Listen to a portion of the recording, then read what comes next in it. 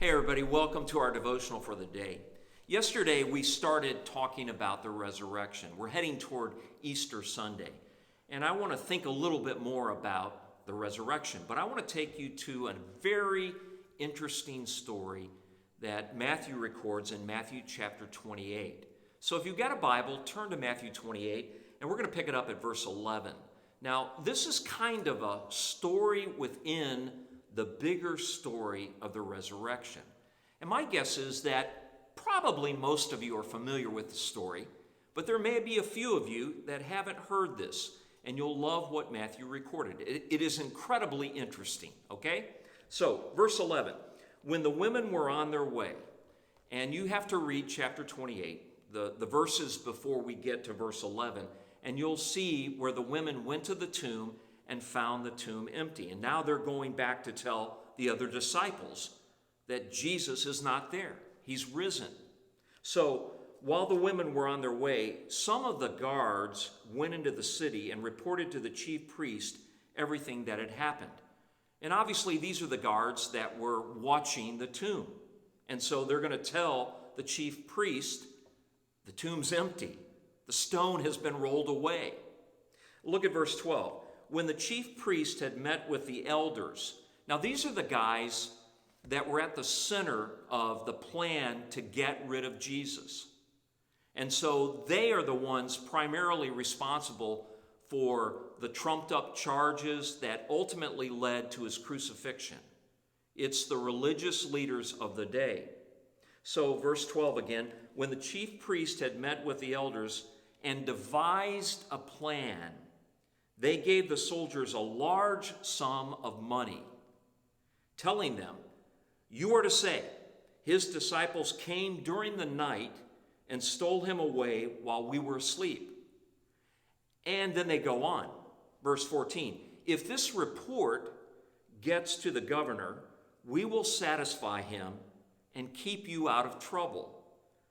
So verse 15 says, the soldiers took the money and did as they were instructed. And then I love how Matthew closes this little story out.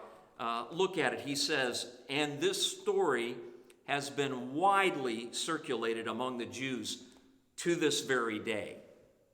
Okay, can I say a couple of things about this? Number one, you see, these religious leaders who created this plan, man, they were in big trouble. Because, as I said earlier, they were the ones that wanted to get rid of Jesus. And lo and behold, they didn't. They thought that they had killed him, but the tomb has been emptied. His body is not there any longer, which creates all kinds of problems for them. And then the second thing has to do with their plan itself. They want these Roman soldiers to tell people, if they're asked, "Hey, listen, what happened is those disciples, they came at night and we were all asleep and they rolled that big stone away and they stole the dead body of Jesus, and that's what happened." Well, think about it for just a moment. I mean, think about it. These are Roman soldiers. These are well-trained men. And the idea that they all just fell asleep and they were out so soundly that a group of disciples coming and rolling that big stone away from the tomb, which, by the way, had a governmental seal on it, and stealing the body of Jesus, that could all happen because all those soldiers were sound asleep. Is that really believable? And did you notice that these religious leaders tell the soldiers, "Now, look, if word gets to your superiors, we'll take care of that." There's an interesting reality going on here. These Roman soldiers literally faced the possibility of losing their lives because Jesus was gone. because the body was no longer there. If a Roman soldier lost his prisoner or the one he was to guard, often the penalty was you give your life for the life of the one that you lost. So it's kind of amazing, isn't it? And it's kind of a desperate, that's what strikes me, how desperate it is to concoct this plan to answer for the fact that the body is gone. If you watched our devotional yesterday, you remember that I said, look, the way to bring Christianity to a screeching halt, to crumble Christianity, is simply produce the body of Jesus. Prove that the resurrection didn't take place. You do that, Christianity's done.